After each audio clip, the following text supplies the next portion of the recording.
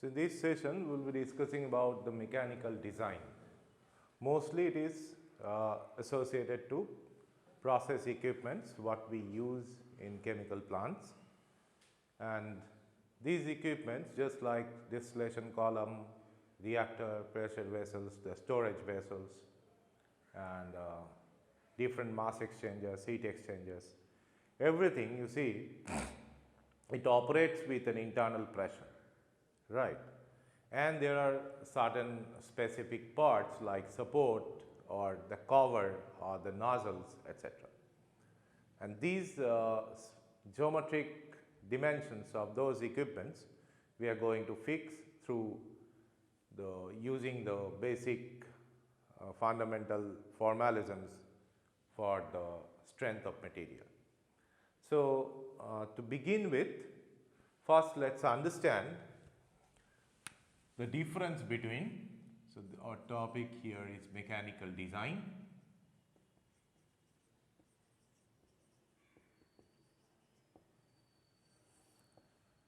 So, we will try to understand the ductile, the difference between the ductile and brittle material.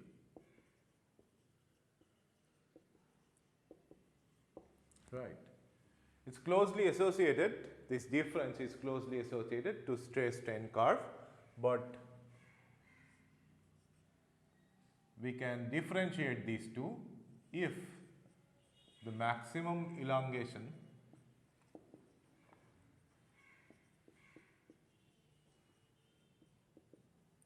before breakage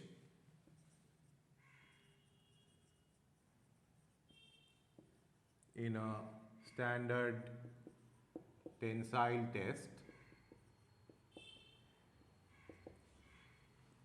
is greater than 5% of its original length,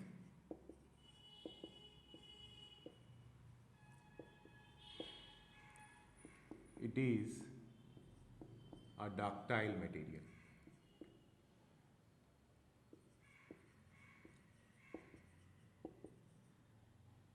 Right, and definitely if it is less than 5%, we will categorize it as brittle material. So, we must understand in this relation the stress strain curve of ductile and brittle materials, and it is the typical tensile stress, tensile test. So, here what we do, this we have studied in school days physics. We take a specimen of cross section A and length L0, right, and you apply a force, go on increasing the force.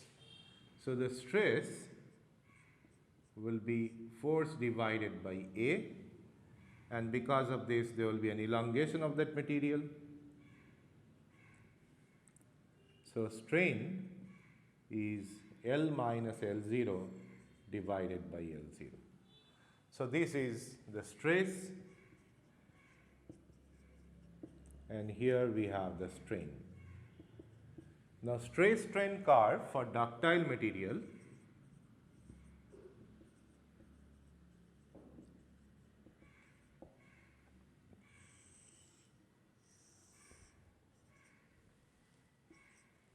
will be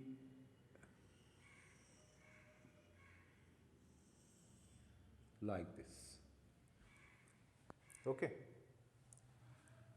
So, this is this part, initially the segment is a straight line, sorry.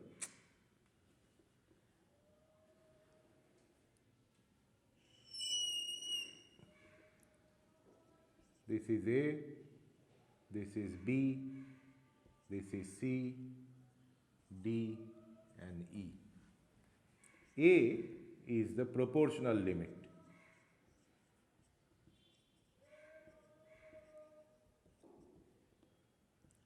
Up to this point, we have sigma proportional to epsilon, right. That is a typical Hooke's law regime.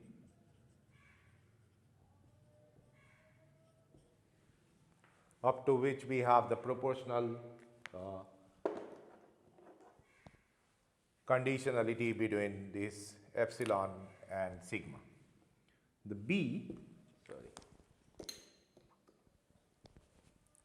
this B is the elastic limit.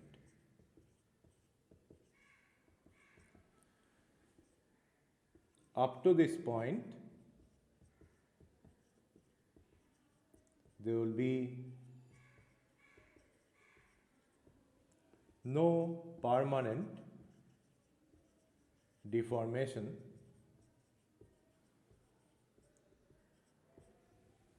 Permanent deformation means if you withdraw the stress, if there is any deformation, that is called the permanent deformation.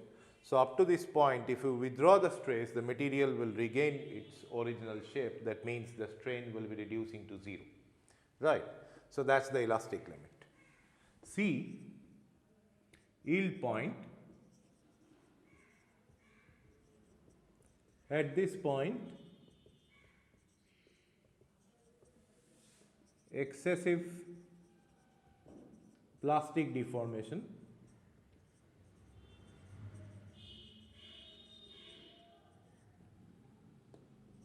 is seen or is observed. Material, just like here, the material will be deforming like this, the plastic flow.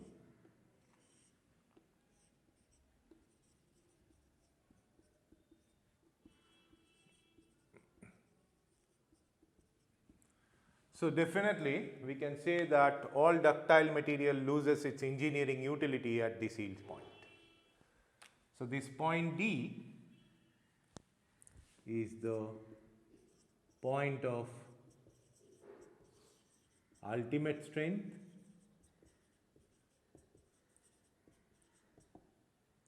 and E is the point of rupture.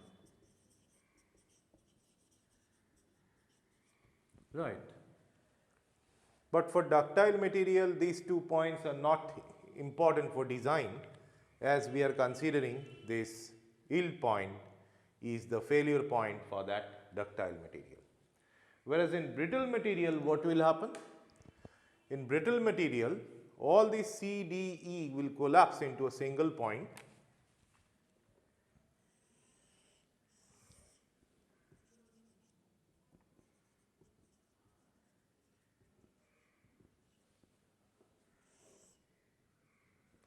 It will break like this. So, this will be E, and here we can say that this up to this point it is A, B, C, D, right, for brittle material. So, for brittle material, the point of failure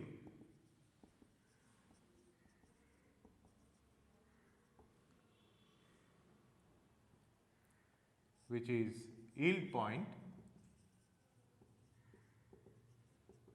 for ductile material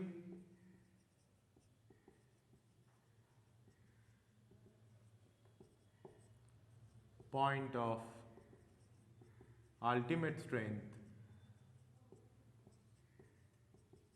or more precisely the point of rupture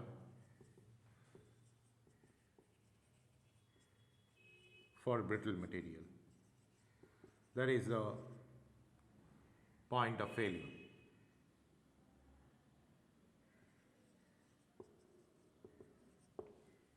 Right.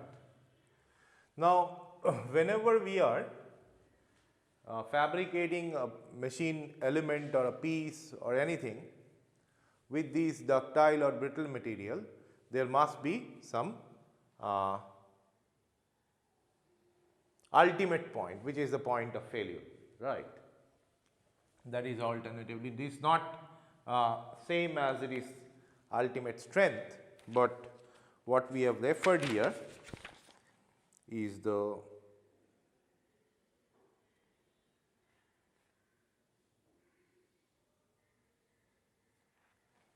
failure point. Let's say it is called, let's call it a failure point of failure, and the respective stress is FP, right, the failure point stress. So, failure point stress is equal to yield point stress for ductile material and equal to the ultimate stress for brittle material, or rupture stress for brittle material. So, now whenever we are fabricating the machine element, we must calculate the design stress, knowing the points of failure for individual materials like ductile or brittle. So, design stress at which it must operate, this must be is equal to the failure stress divided by factor of safety. FOS is the factor of safety, which is an empirical factor.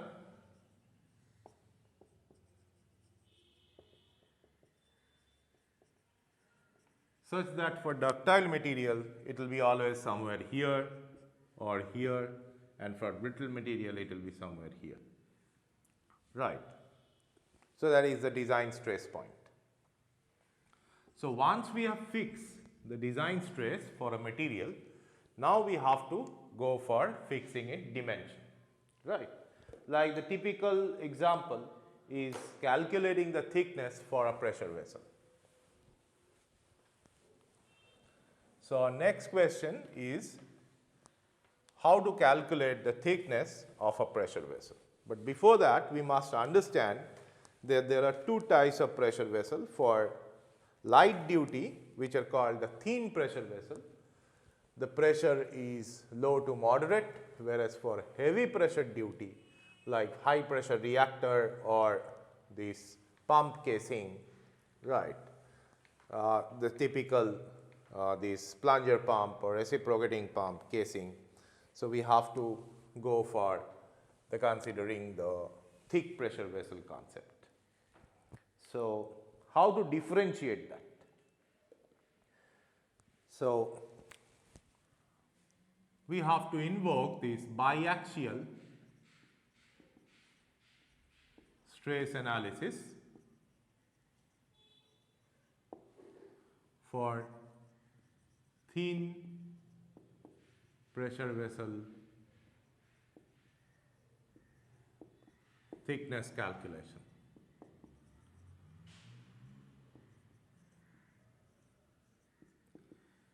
Now, question immediately will be asked that what is a thin pressure vessel?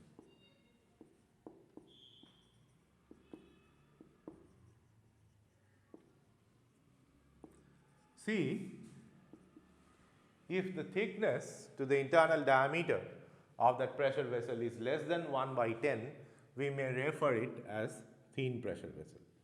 If T divided by Di is less than equal to 1 by 10, then it may be considered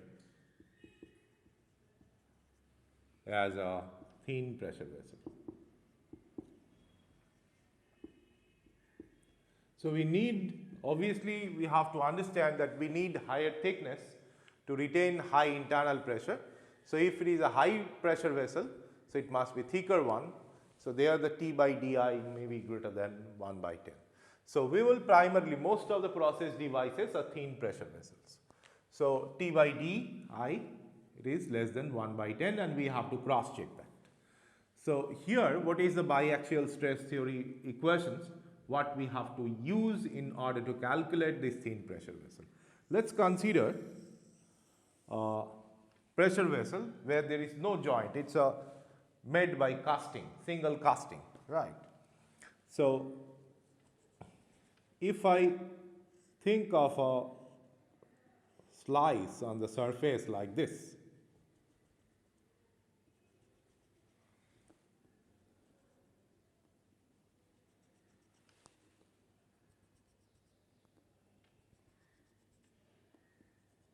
and internal pressure is P.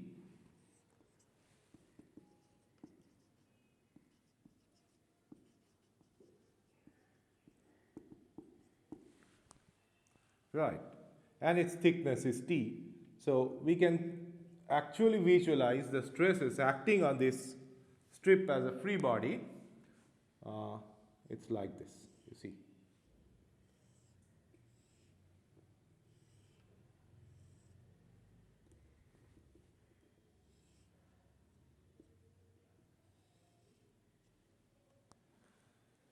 So here we will have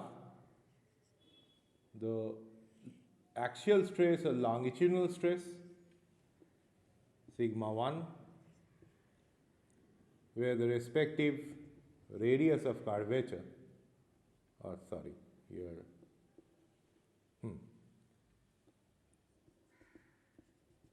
radius of curvature is R1, it is O1, and on this side we will have circumferential stress or hoop stress sigma 2,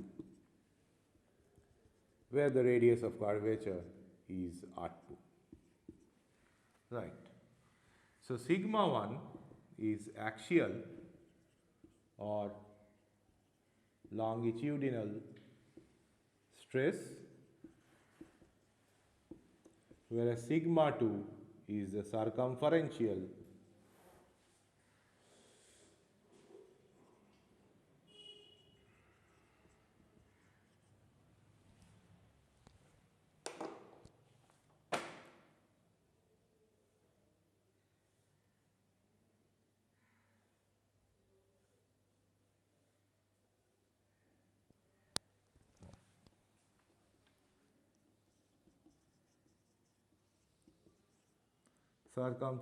stress, axial longitudinal, it is also called meridional stress.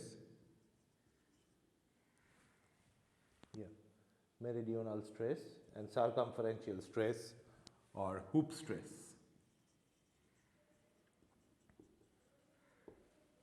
Right. So these two stresses along with the respective radius of curvature can be related to the internal pressure and thickness. What is the equation? From biaxial stress theory,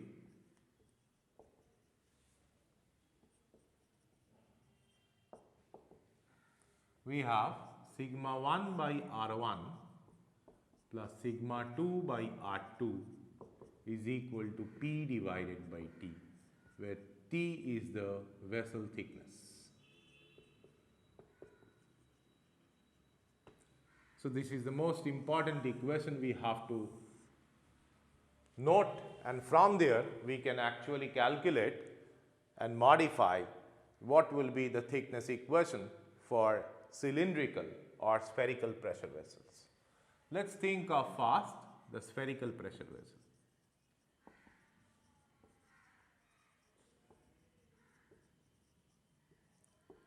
This is the example is the Horton sphere.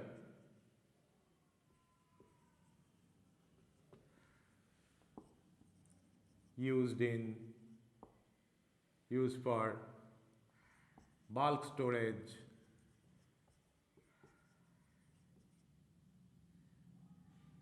of liquids that vaporizes easily, LPG or any natural gas. Right. See, why we are going for the cylindrical pressure vessel? It's difficult to fabricate because if it is partially filled, if the vessel is partially filled with these liquids, we have to reduce the cross-sectional or available area for evaporation. So if it is filled up to this extent, or if it is filled with a very low amount, see, only if it is filled at this level, the area is maximum. Right. So we can calculate this area per unit volume, internal area per unit volume, okay, and we will see that this is much smaller compared to a cylindrical, horizontal cylindrical pressure vessel, because the liquids are to be stored in vessels which has got low height and large cross-sectional area in order to reduce the pressure at the base. So here, if the liquid is filled with a large amount, or the liquid is filled with there is small amount of liquid present in that vessel, in both the cases the cross-sectional area is quite large, right? It's nearly comparable to that of the maximum possible area, but here it is much lower. So this A1, A2, and here if it is A max, A1 and A2 are much lower than A max, much lower than A max. Whereas here, if it is A max, this is A1 and this is A2. A1 and A2 are comparable to this A max. So whenever we are storing this large amount of liquid which easily vaporizes, we have to go for this Horton sphere. This is typically a spherical pressure vessel. This is used for the storage of LPG in any petroleum refinery. So for spherical pressure vessel,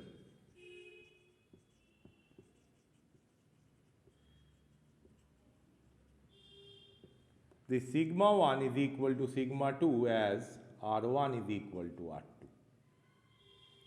is equal to di by 2. So we have 2 sigma by R is equal to P divided by T, and this 2 into sigma divided by di divided by 2 is equal to P divided by T. So it is 4 sigma by di equal to P by T. Now this stress we should equate to the design stress of that material of construction. Now sigma is equal to Fd, so 4 of Fd by di is equal to P by T, so T is equal to P di divided by 4 into Fd. That is the final equation for pressure vessel. Definitely it is not the correct one, because here we have considered this single cast vessel. So for that, P di divided by 4 Ft, that is the spherical pressure vessel.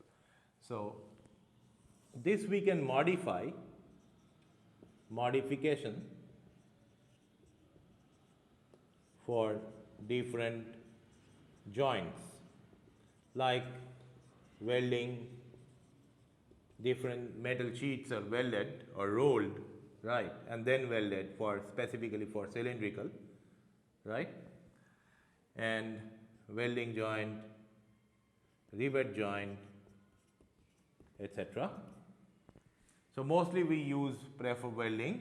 So there the modification will be P di divided by 4 Fd into J minus P, where J is called the joint efficiency,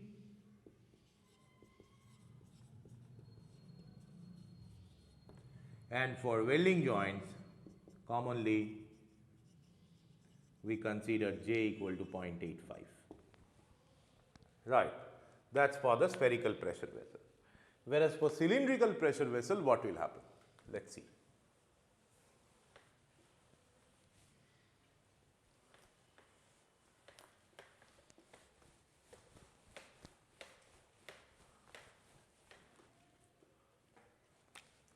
For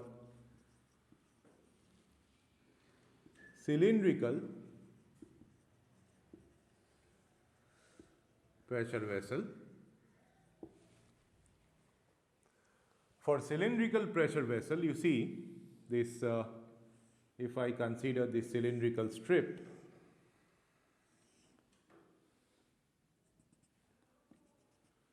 we can understand that R1 tends to infinity, where R2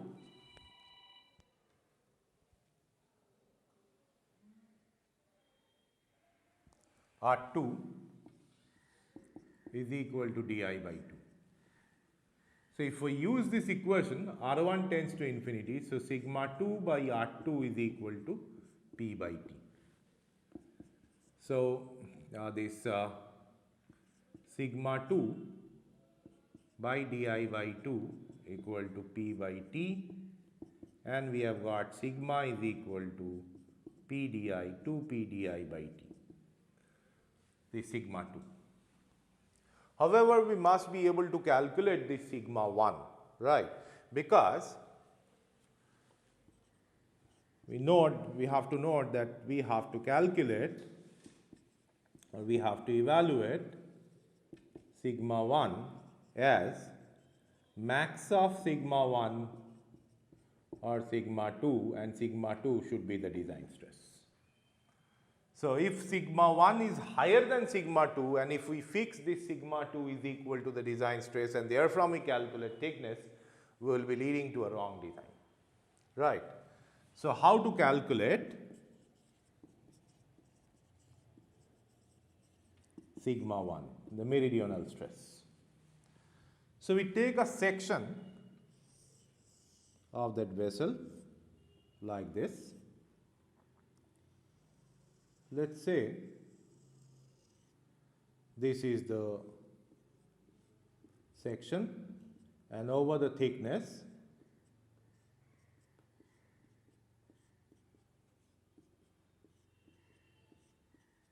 we have sigma 1. So, sigma 1 into this pi into d1 into t, that is the perimeter, this area, must balance the internal pressure, which is pi by 4 di square into p. That is the total thrust whatever we are having, and that is balanced by the longitudinal force.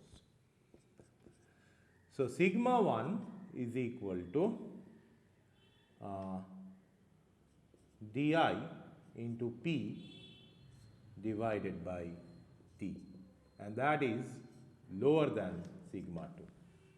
So, the sigma 2 expression is sufficient. So, we have Fd is equal to this 2p di by t.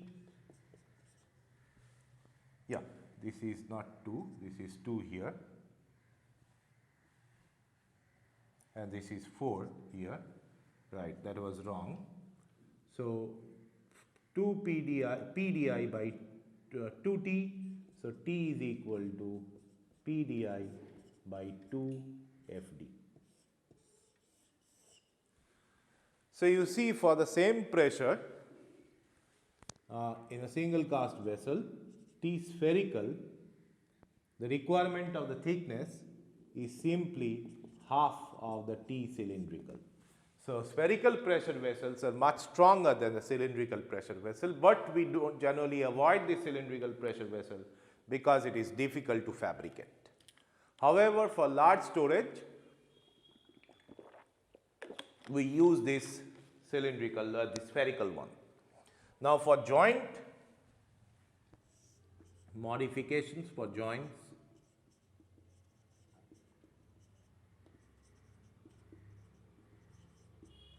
so this equation will be P di divided by 2 Fd into J minus P, where J is again the same, the joint efficiency, which is applicable for this as well as for this. There is an alternative form, which is if we know the outer diameter, which is definitely uncommon, we can use this T is equal to P do divided by 2 Fd into J plus P. Right. So, that is all about the thickness of these thin pressure vessels, and we have derived it from the biaxial stress theory and finally modified it for the different joints, which is most commonly the welding joints. So, next is the cover of that pressure vessel. What sort of cover we are supposed to use?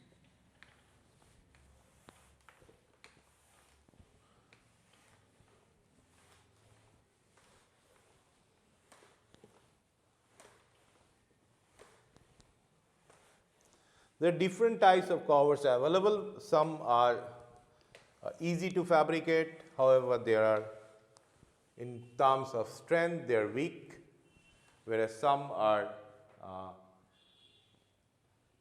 definitely strong, however, it needs a lot of material to fabricate that, and also the fabrication is difficult. So, what are the different covers and their uses?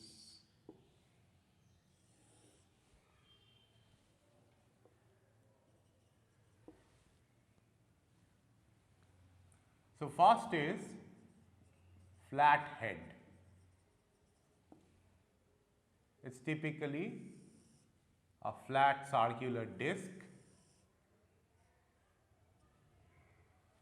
right, typically the flat circular disc, which is definitely will be welded to this vessel like this.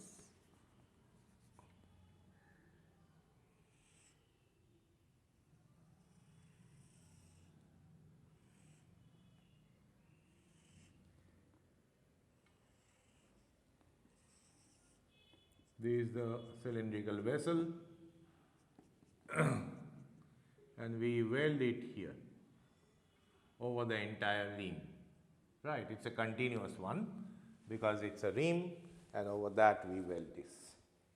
So, that is the typical flat head. Okay.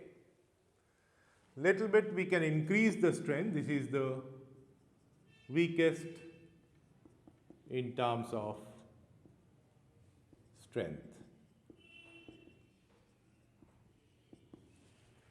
So, where we have atmospheric pressure, we can use that. At slightly higher pressure, still we can use that, but if the pressure is 2, 3 or above 2, 3, 4 kg force per centimeter square, we shouldn't use this flat head. So, there we can initially go for small scale device, we can go for this flared head.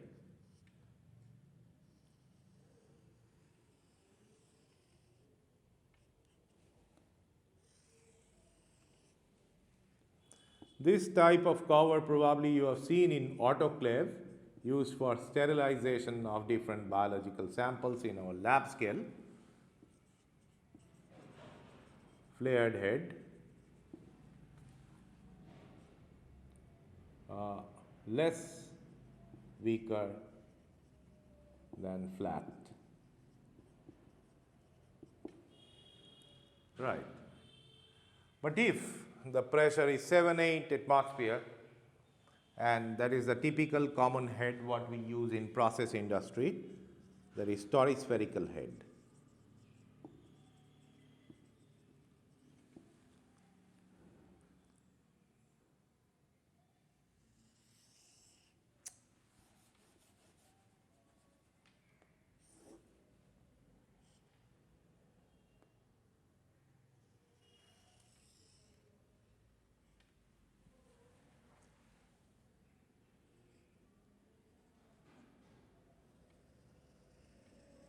Is called the toric spherical head,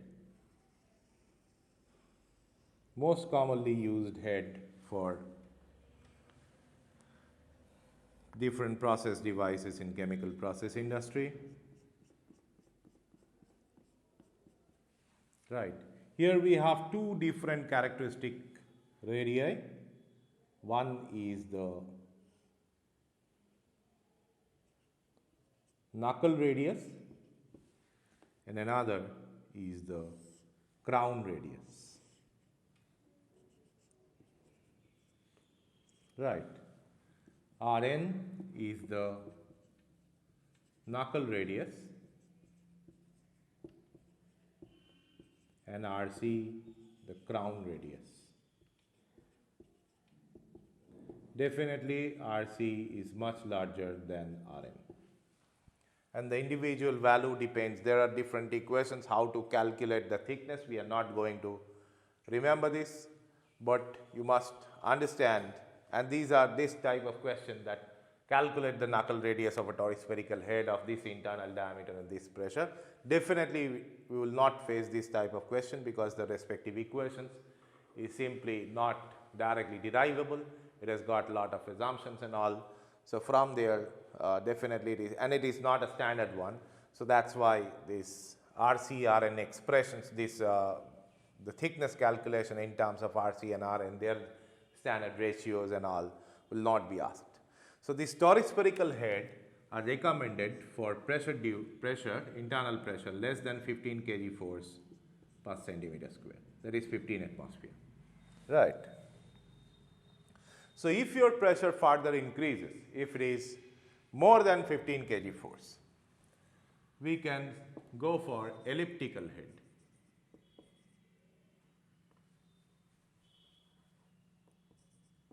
Elliptical head recommended for high pressure duty,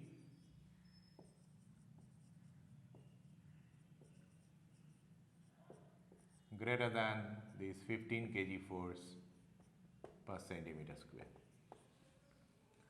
So as you can understand that elliptical head is this. There is no knuckle or crown radius, but there is some simply the major axis and minor axis formalism, and the thickness can be calculated in terms of this major axis and minor axis. So this is the major axis, which is equivalent to half of the diameter, and this is the minor axis, this is B, right. So this T is the thickness. So T can be expressed as a function of this B, Di and pressure, right. The equation, exact equation we do not have to remember. So this is elliptical head.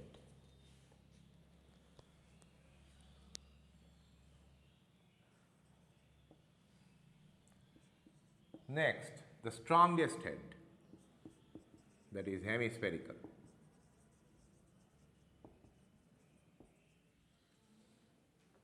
The strongest head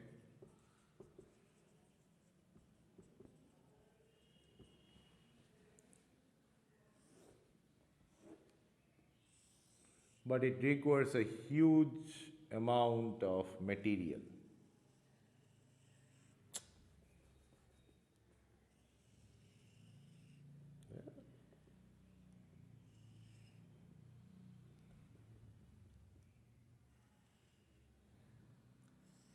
Hemispherical head, and we can calculate the thickness of this hemispherical head by simply using the thickness formula for spherical pressure vessel.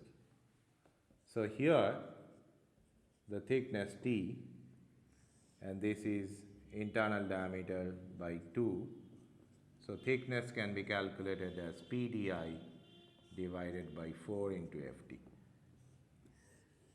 Right? So it is same as spherical pressure vessel.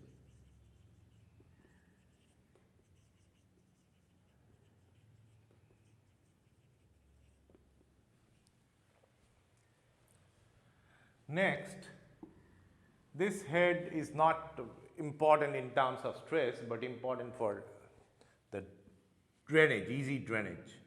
That is conical head. That is used and recommended for easy drainage. So this conical head looks like this.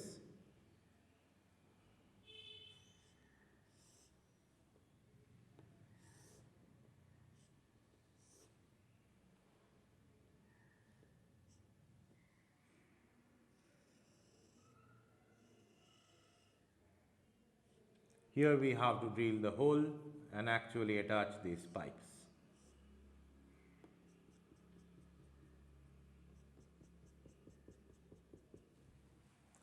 So the conical head, you see, it has got an angle, cons have an angle of apex 60 degree are commonly used. That means this angle will be 120 degree, right.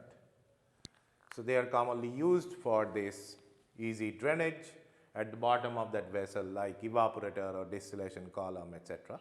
Toric spherical head also we can use. So that's the different types of head and cover. Now how this head or covers, they are fixed on that vessel. It's not simply the typical welding we have used, it may be a removable cover. So in that case we have to use this bolt and flange assembly.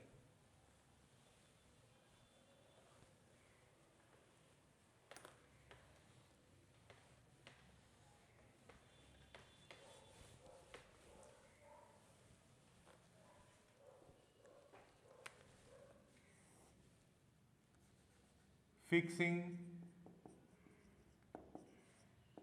heads with the vessel. That is removable covers.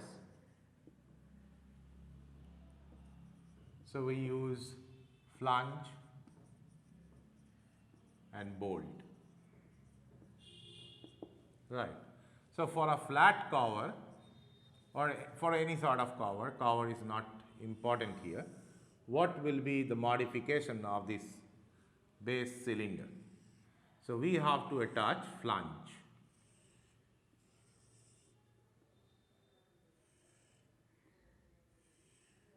This is the main pressure vessel, then there is an annular ring to be welded here, right. This is a flat flange. And flange thickness we can calculate, but the empirical equation and the respective design equations is too complicated. So this TF is the flange thickness.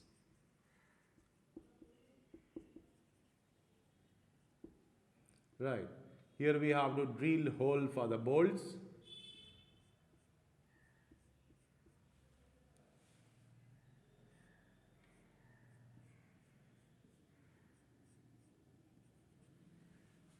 And this is the vessel itself, and that's the center line. Now you see, this is the internal diameter of that vessel, di, and this is the external diameter, do, which is di plus twice of thickness. Now we will attach the cover here and fix the bolts. Like if we use a flat cover like this,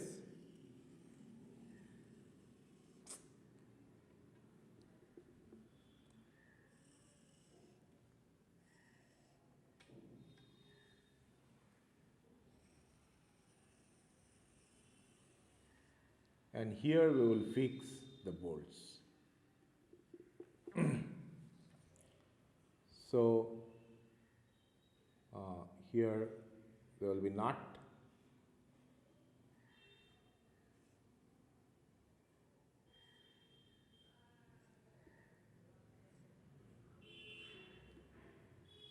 bolt, there will be internal diameter for the threads,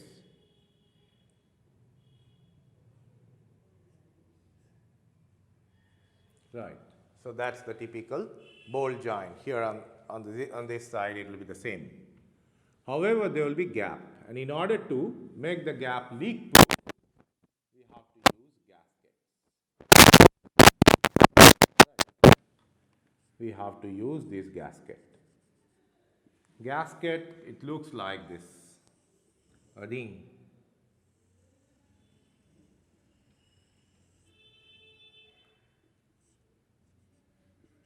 Ring like gaskets. We have to use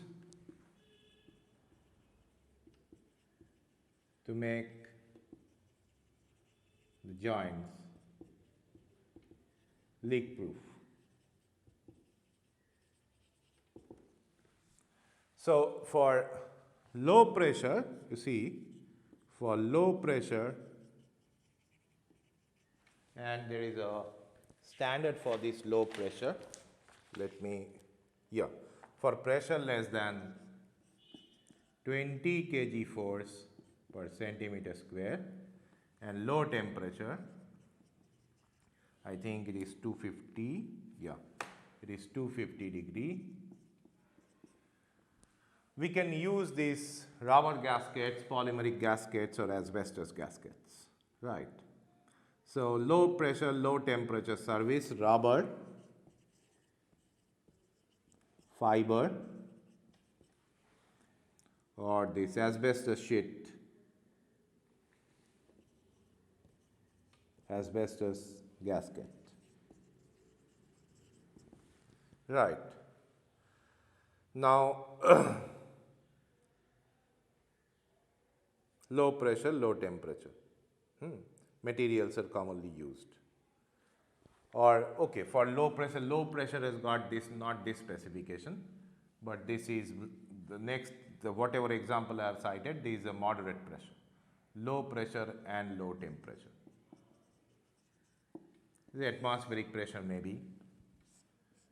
So, up to 25 kg force per centimeter square and less than 250 Celsius, we can use materials compressed asbestos sheet and metallic laminated asbestos sheet. Compressed and metallic laminated asbestos gasket.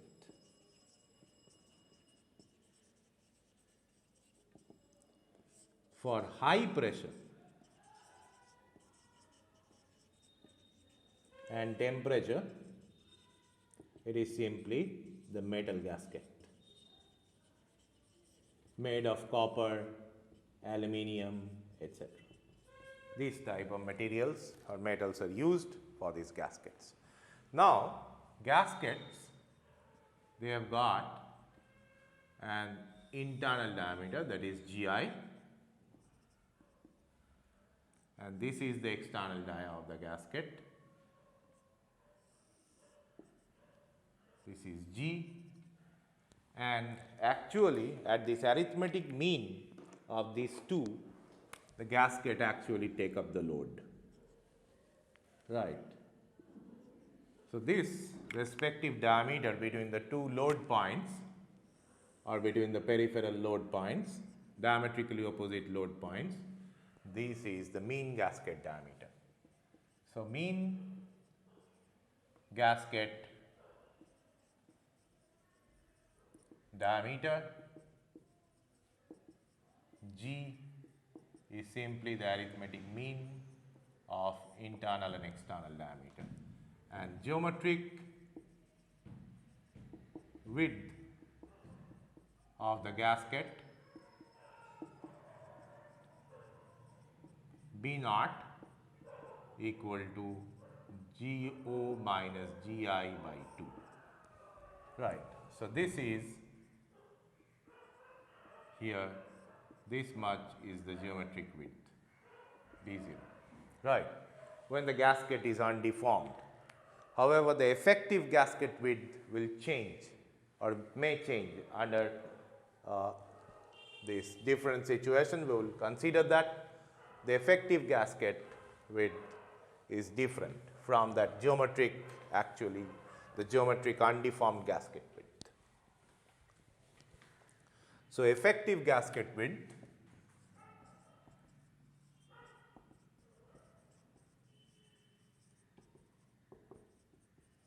is B in whenever it is deformed, right. Generally, B is equal to B naught for B naught less than 6.3 millimeter and equal to 2.5 is an empirical rule for B naught greater than 6.3 millimeter, right. So, for most of the cases we have to consider that B is equal to 2.5 under root B naught, because 0.6 centimeter gaskets are maybe used for these small pilot scale equipments, but mostly these large scale process equipments, they have got B naught greater than 6.3 millimeter. So, now the question is B, there is another one, it is the bolt circle diameter.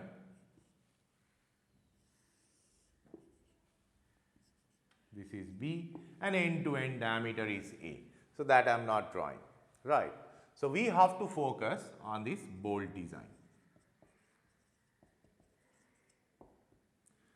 Now, see, there is an equation by which we can fix this GO-GI ratio, that is the width of the gasket we can actually calculate.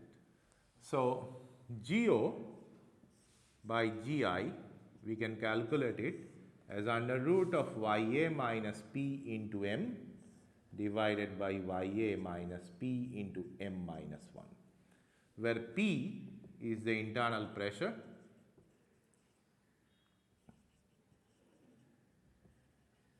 M is the gasket factor, and YA is the seating stress, that is equivalent to design stress, seating stress of the gasket or effective stress during the service, right. So, this gasket seating stress, internal pressure and an empirical factor called gasket factor, that actually relates this internal to external diameter or inner to outer diameter of these bolts. Now, you see that in bolt design means you have to fix the area of the bolt, right. First we have to get the effective area of that bolt, and from there we can calculate the number of bolts and the diameter of the bolts. So, how we can do that? So, we need to calculate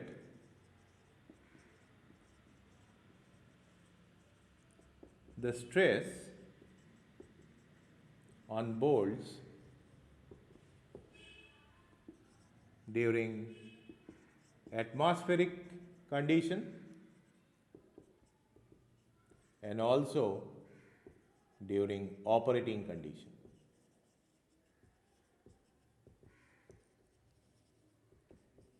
Right. Whenever you are tightening this bolt, right, even whenever there is no operation going on, the bolt may face or may actually undergo a higher amount of stress than the operating condition, because there will be internal pressure that will push the bolt, right. So, considering these two, we have to calculate the bolt's total stress on the bolt during atmospheric condition as well as during this operating condition. So, atmospheric condition, the bolt stress Wm1, we can calculate it as pi into G into this B into Ya. Right. G is the mean gasket diameter, B is the effective gasket width, and Ya is the gasket seating stress. Now, next, during operating condition,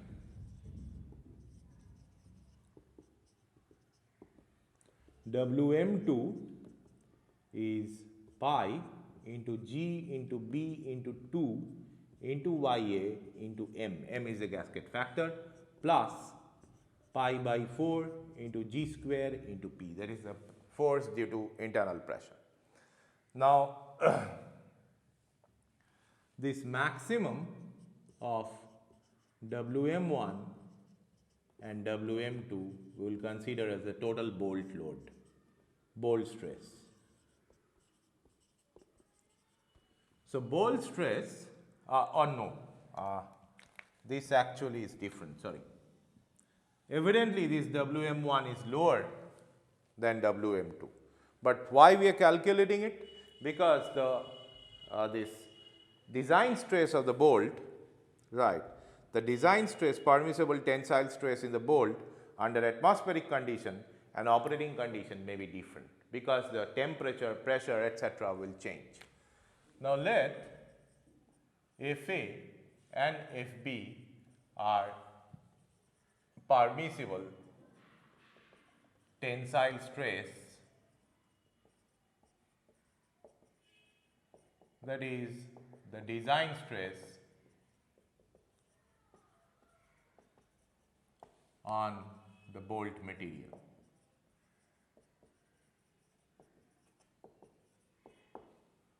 So, AM1 is equal to WM1 divided by FA, and AM2 is equal to WM2 divided by FB. Right. So, design area is equal to AM max of AM1 and AM2. Right. So, we will get the total effective bolt area required for the service, and this AM is equal to NB, the number of bolts, into pi by 4 into D effective square. Now, you see the bolt has got two diameters because there are threads. So, there is an internal diameter of the bolt which is basically taking up the load. So, this is D effective, whereas this is the actual bolt diameter, D0, right. So, D effective is 0.84, as you know from the engineering drawing, D0, right. So, once we have selected the bolt that I need 25 M bolts, 25 millimeter dia bolts, so we can calculate the D effective. So, we can get this and we can calculate the number. So, this number always be a multiple, this is a thumb rule, multiple of 4, right. So, even if you get this, okay, you are using a bolt dia for which we get 3. So, we will go for the next higher, that is 4. Say we will use this NB, right, we will use this D effective such that NB is 21, right. So, we will go for 24 bolts. So, that is the recommendation in design. So, that is all about the bolt design, and next the support. We will not go for the detailed discussion of the support design, but we will simply try to understand that what sort of supports or what are the different types of supports available and what sort of support we should use for what kind of process device. Right. So, different supports of process equipment.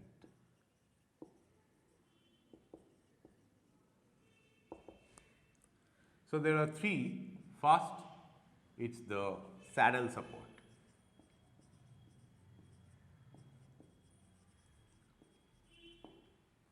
It looks like this.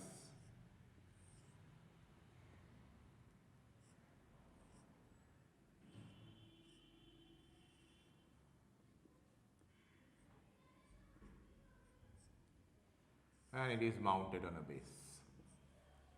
Right, as you can see from the structure, this just looks like this horse saddle, right, and the saddle supports are used for horizontal pressure vessel.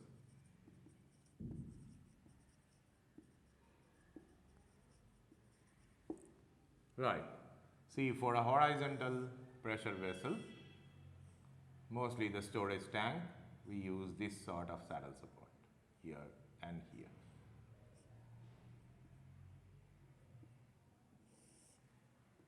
There will be this base and the foundation bolts attached to this concrete base. Right. We can use this bracket support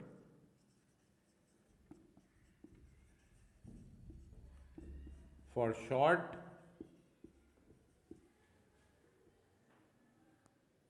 vertical pressure vessel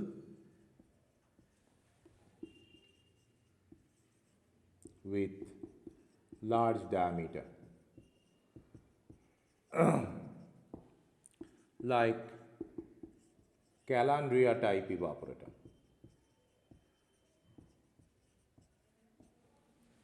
Right. What is that? Uh,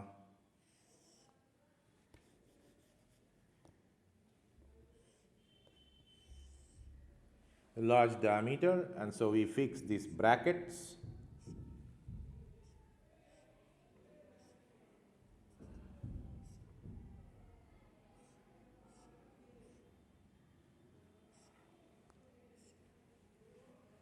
And there we fix these legs. So they are called the bracket support. And which are attached to this base by these foundation bolts.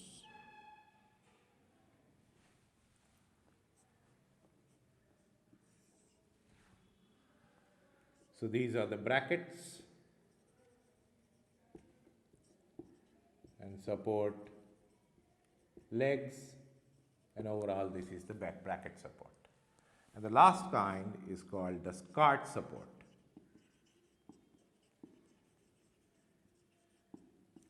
Used for tall and slender vertical pressure vessels.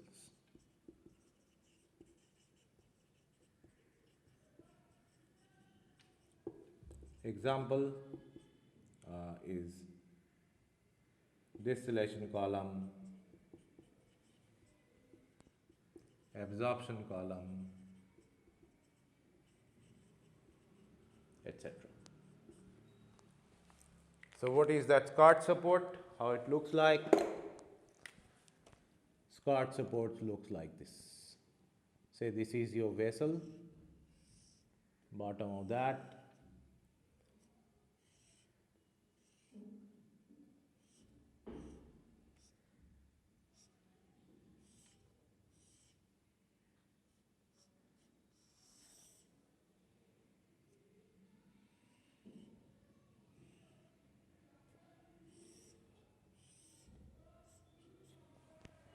Right. So this is the opening for any pipeline and all.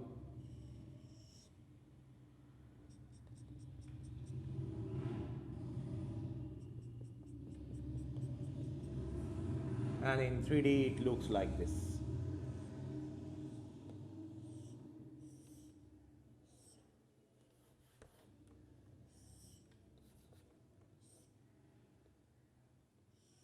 There may be manholes for these pipelines for easy entry and inlet. So this is the Scart support, which is used for tall vertical pressure vessels like distillation column, absorption column, etc. Now lastly, I would like to just state the equation for thick pressure vessels.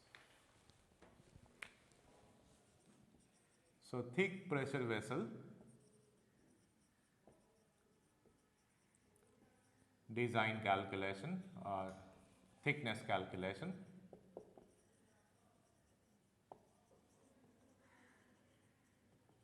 Here you see in thin pressure vessels,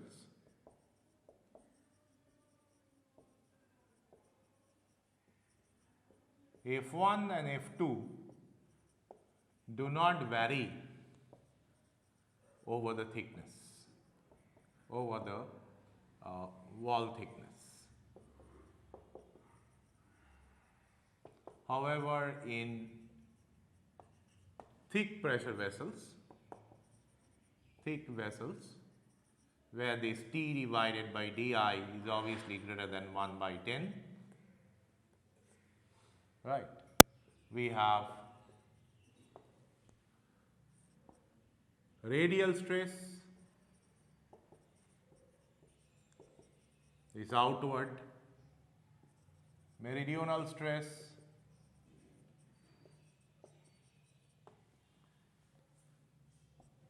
or tangential stress, axial stress, etc.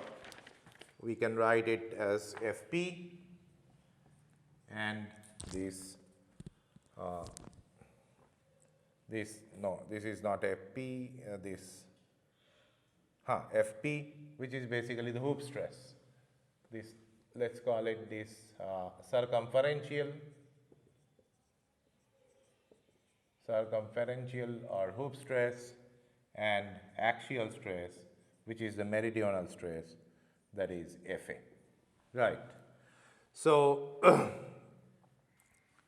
there is a variations of all these stresses with respect to this thickness. Over the thickness they vary, and we have the design equation for the thickness, and that is P is equal to di, the internal diameter, by 2. The final form is Fd, the design stress, into J minus P, plus P divided by Fd into J minus P minus 1. This is called the Lamy's equation, which is used for thickness calculation of thick pressure vessels. So that's all about the machine design. So in the next session, we will be discussing about the project engineering and economics.